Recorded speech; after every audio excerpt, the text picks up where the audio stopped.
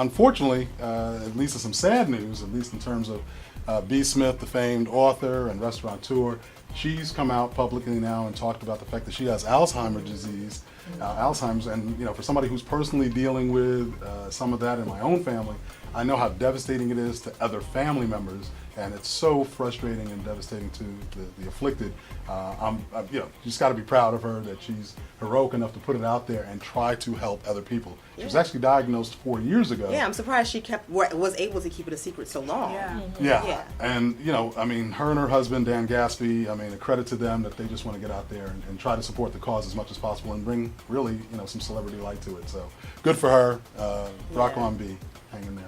Yeah, what do you guys think is going to happen to our empire, like as the disease progresses along? Well, the sad thing is, I think there have been already some restaurant closings. She's still strong here in New York, but I think in D.C., I think that's closed, and I don't know if the Sag Harbor restaurant is closed yet, but I think it's one of those things where it's going to have to be reined in. Dan is a business partner; he's been with her forever, but she is the brand, so I think all of that kind of has to be reeled back in while she deals with this, and hopefully, I think she's just one of those people who always breaks new ground. I don't think this is going to keep her from possibly doing some other things, but it's just the toughest and most insidious disease when you lose those memories. Yeah, it just robs your mind, and that's like heartbreaking. It is. For everybody around you to see that decline and then remember who you were and now. Right. Yeah. So even in the promo video, she has an interview coming out on CBS.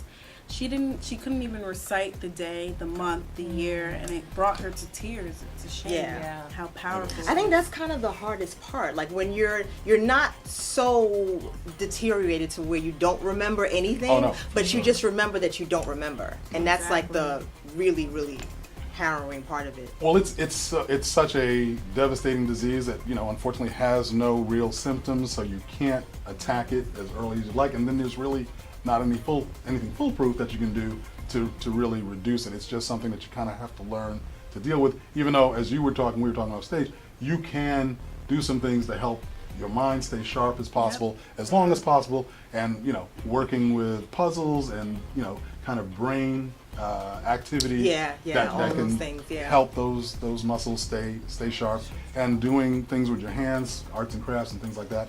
But to her credit, all the light that can be brought to it is needed, because more research is definitely the only way we're going to be able to fight it. So. We got the 411. Who's got the 411? We got the 411. What's the 411?